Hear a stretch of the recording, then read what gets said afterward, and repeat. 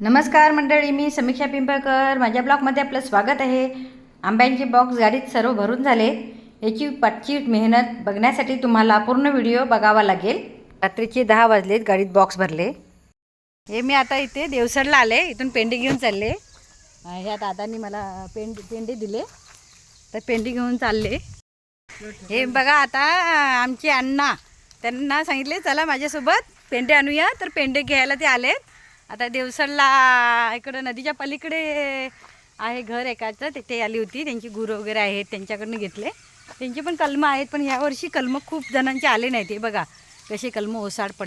बघा तुम्हाला दाखवते, ह्यांची कलमं भरपूर आहेत, पण कलमांना त्यांचे आंबेच आले नाहीत. यावर्षी खूप नुकसान झाले या इकडे कोकणात.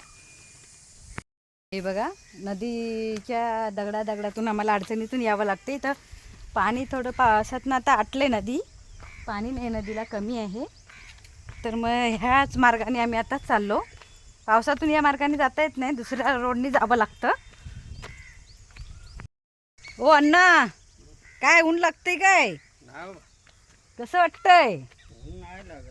हां, तुम्हाला काय तर सवय आहे ना उन्हात अनातून काबाड कष्ट करायची.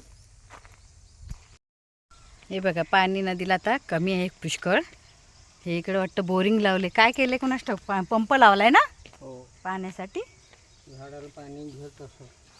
हां, आंब्यांसाठी धडपड काय हो अण्णा. बरोबर. आणि आता आंबे आता ह्याच्यात बॉक्समध्ये भरायचे आहेत ना. आता मुलग्याला पाठवून घेणार आहे का कुठं? मुलग्याला तिकडे त्याच्या सरांसाठी. आंबा बघाल ना अण्णा, बिना फवारणीचा, बिना खताचा, म्हणजे केमिकल नाही, गावठी खत, शेणखत वगैरे हे घालून बनवलेलं आहे. हां,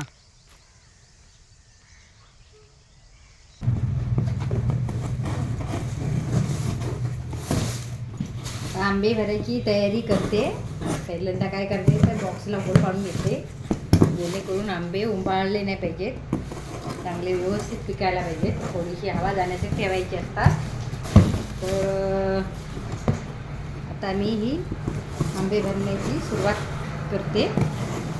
बघा, अशा प्रकारे होल पाडून घेतले. आता खोक्यामध्ये सुरुवातीला पेंडे घालायचे असतात खालती, आंबे व्यवस्थित राहावे यासाठी. तर जास्त नाही पेंडे घ्यायचा, थोडा थोडा घ्यायचा, असा पेंडा घ्यायचा आणि तो खोक्यामध्ये भरायचा.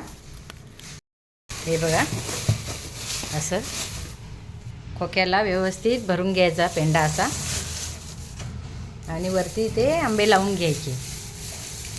पेंडा का घालतात, तर आंब्याला पेंड्यामुळे ऊब चांगली येते. पेंडा म्हणजे आपलं शेती जे करतात भाताची, त्या भाताच्या जो असतो गवत, त्याला पेंडा बोलतात आमच्याकडे कोकणामध्ये. तर हे बघा, अशा प्रकारे पेंडा घालून घेतला. आता ह्याच्यामध्ये आंबे उभे करायचे. हे बघा, आंबा हा असा उभा करायचा. पेंडा घातल्यामुळे आंब्याला चांगली ऊब मिळते आणि आंबे लवकर व्यवस्थित पिकतात आणि त्याला टेस्ट पण चांगली येते. हे असे उभे करायचे असतात. तर अशा प्रकारे मी सर्व आंबे आता बॉक्समध्ये भरून घेते.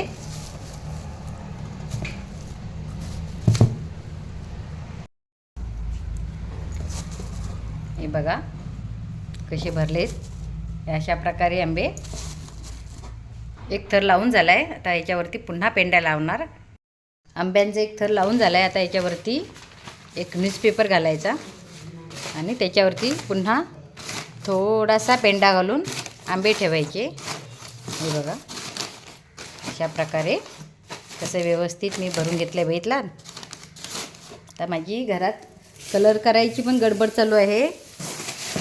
त्या गडबडीत तरी पण मी आंबे घेऊन आले. आता मुंबईला पार्सल करायचे आहेत म्हणून.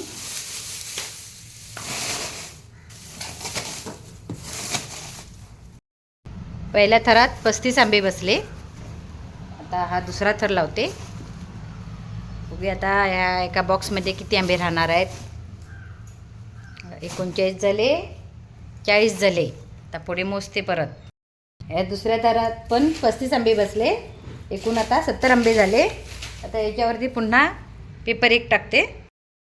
त्या आंब्यांवर आता पेपर घातला आहे. आता वरती पुन्हा पेंडा घालते आणि या बॉक्समध्ये आता 100 आंबे राहतात का बघूया, प्रयत्न करूया.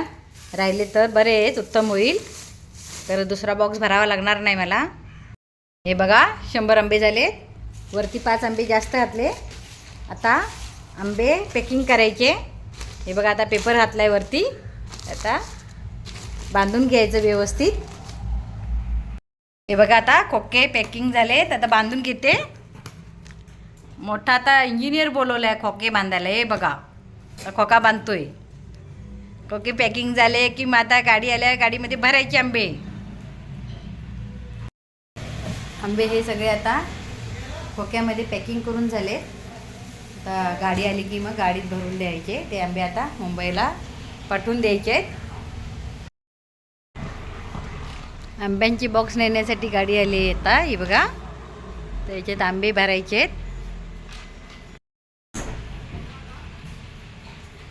आई नाव टाकले गाडीवर. कधी हा पहिलं नव्हतं. बापरे एवढे पटकन अलगद उचललंस.